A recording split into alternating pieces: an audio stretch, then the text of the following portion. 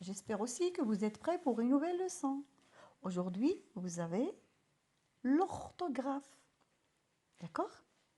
Avant de découvrir la nouvelle leçon, faisons un petit rappel de la leçon précédente. Allons-y maintenant. Rappelez-moi la leçon précédente. Très bien, c'était bien entendu des terminaisons ER, AIT, AIS, AIENT, EZ, ER, E accent.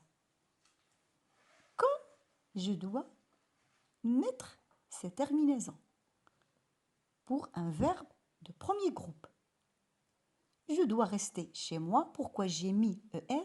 Puisqu'il y a deux verbes, le deuxième à l'infinitif. Les filles jouaient à IENT, c'est le passé, c'est l'imparfait. J'ai compris d'après le sens de la phrase que les filles jouaient. En plus, il n'y a pas un verbe qui précède ce verbe, il n'y a pas l'auxiliaire, il n'y a pas une préposition, donc c'est l'imparfait. Ici le pluriel, puisque le sujet est au pluriel. Durant le confinement, n'hésitez surtout pas à pratiquer du sport. La EZ, puisque c'est la deuxième personne du pluriel, présent de l'indicatif, à pratiquer ER. Pourquoi? Cette fois parce qu'il y a une préposition, la préposition à, accent. Il y a d'autres prépositions devant lesquelles le verbe se met à l'infinitif. De, par, pour, sans. Je les répète. À, accent. De, par, pour, sans. Et enfin, j'ai mis E accent à travailler. Ils ont bien travaillé aujourd'hui parce qu'il y a un auxiliaire tout court. Je crois que c'est très simple, c'était pas compliqué. Passons maintenant à notre nouvelle leçon. Je crois que c'était clair. Chers élèves, on va entamer notre leçon par les noms suivants. Un abat-jour, un après-midi, un arc-en-ciel, des porte-avions, un arrache-clous, etc. Alors, ce sont bien entendu des noms, mais dans ce nom, il y a deux mots ou trois mots, comme arc-en-ciel. Comment on appelle déjà ces noms? Un nom et plusieurs mots. Comment on les appelle? Bien sûr, vous connaissez déjà. Ce sont les noms composés. Et c'est la leçon d'aujourd'hui qu'on va détailler tout de suite. Qu'est-ce qu'un nom composé? D'après le mot, on comprend qu'il est composé. Mais composé de quoi? Un nom composé, c'est un nom formé de plusieurs mots. Ou bien deux mots, exemple un après-midi, ou bien trois mots. Exemple, un rez-de-chaussée, nom plus préposition plus nom. D'accord? Et parfois, il est directement associé, d'accord? Et comme ça, on a un seul mot, un porte-manteau. Donc, les mots entrant dans la composition d'un nom composé sont reliés ou bien par un trait d'union, exemple un porte-bonheur, regardez le trait d'union qui unit les deux mots, par une préposition, regardez une machine à laver, ou bien, comme je viens de le dire, un seul mot associé directement, exemple un porte-manteau, porte-feuille, oui. Je crois que c'est clair.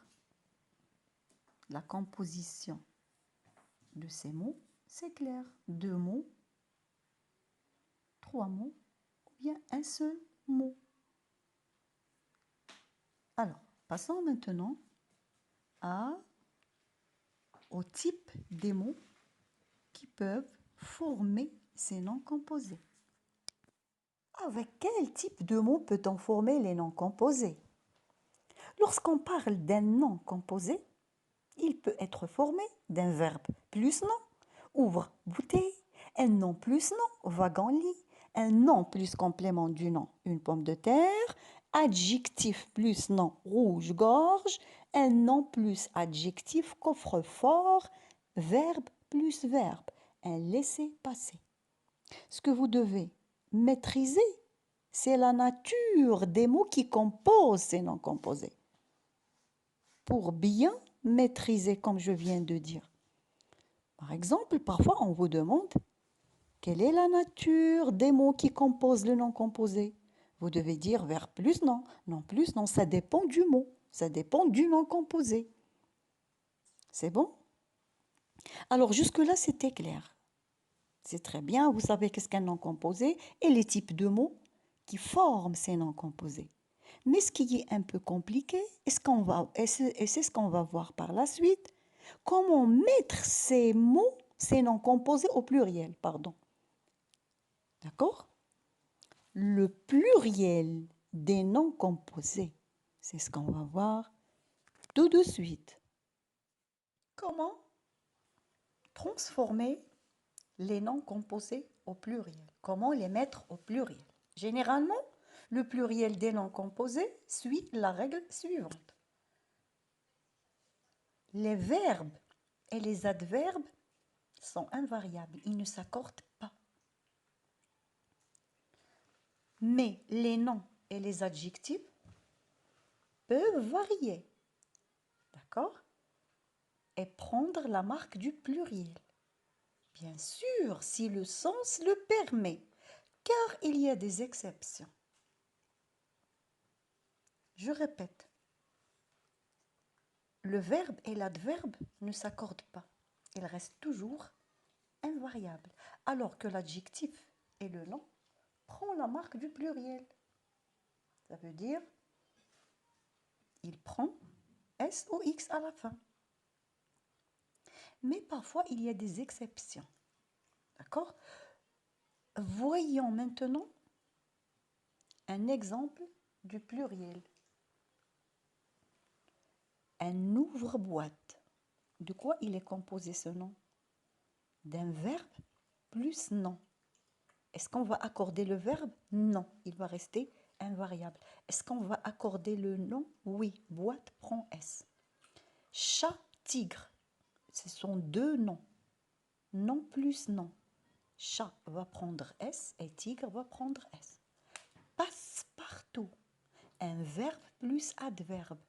Est-ce qu'ils vont s'accorder? Est-ce qu'ils vont prendre la marque du pluriel? Non, ils sont invariables. Ça, c'est une règle générale.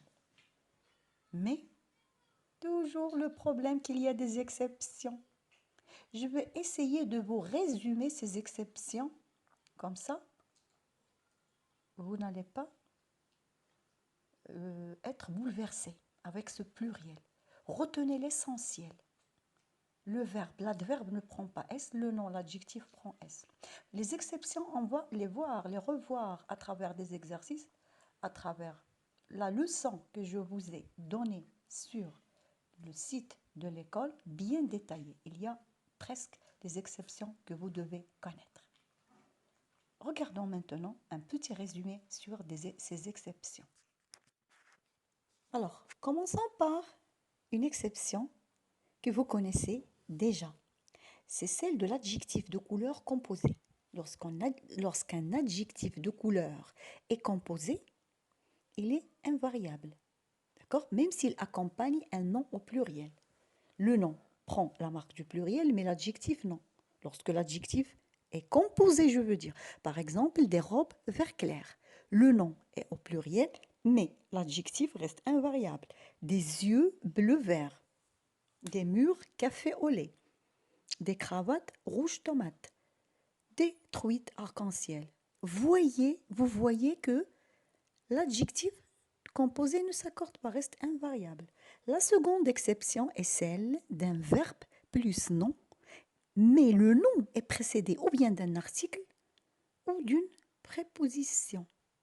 Prenons le cas du verbe plus un nom et le nom est précédé d'une préposition. Des tapes à l'œil. Le verbe taper, le nom l'œil, le nom est précédé d'une préposition. Des tapes à l'œil. Ce nom est invariable. Verbe plus nom précédé d'une préposition. Que veut dire tape à l'œil? Tape à l'œil, tape à l'œil, c'est un nom masculin invariable qui veut dire c'est une apparence éblouissante. D'accord? Mais trompeuse. Apparence, c'est quelque chose qui nous attire, qui nous éblouit. Très voyant, destiné à éblouir, à attirer. C'est bon? Alors, le deuxième, non, des trompes à l'œil. Trompe-l'œil, pardon. Là, il n'y a pas la préposition, mais il y a l'article. Le nom est précédé d'un article. Verbe plus nom précédé d'un article reste invariable. C'est quoi? Trompe-l'œil. Alors, trompe-l'œil, c'est par exemple apparence trompeuse qui donne l'illusion, comme mirage, comme une façade, faux semblant. D'accord? Alors, qu'on peut, par exemple, une peinture, qu'on peut la prendre pour la réalité. Alors là, je reviens à expliquer que lorsque le verbe, d'accord, est suivi d'un nom précédé ou bien d'un article ou d'une préposition, là le mot reste invariable. Passons à d'autres exceptions. Voici maintenant des exceptions que vous pouvez retenir. D'accord?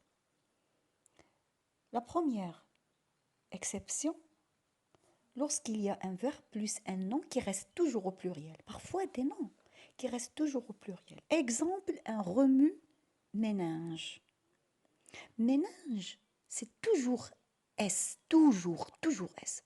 On peut dire un remue-ménage et ça s'écrit avec S, ou des remue-ménage et ça s'écrit avec aussi S. Qu'est-ce qu'un remue-ménage? Un remue-ménage, il s'agit de se réunir en groupe afin d'échanger des idées sur un thème ou bien sur un même sujet. Pourquoi? Pour trouver un concept ou dégager une pensée créative, tout simplement. C'est bon? Alors, ce mot reste toujours au pluriel. Rince-doigt. On a plusieurs doigts, donc ce doigt reste toujours au pluriel. Retenez. Sèche-cheveux. Les cheveux restent toujours au pluriel. Cure-dent. Dent toujours reste au pluriel. Essuie-main. Vous voyez? D'accord? Il y a des verbes plus des noms qui restent toujours au pluriel. Alors, ces mots sont invariables. Même s'ils sont des noms, ils restent toujours au pluriel. Deuxième exception. Un verbe plus pronom. Le pronom reste invariable. Et le verbe reste invariable. Des mange-tout, des risque-tout, des essuie-tout. C'est bon? Alors là, c'est très important. Un verbe plus un nom qu'on ne peut pas compter. Exemple. La mémoire. Est-ce qu'on peut compter la mémoire? Non. Donc, aide-mémoire. On peut dire un aide-mémoire.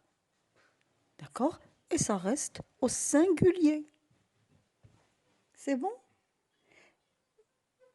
Des aides-mémoire et ça reste au singulier.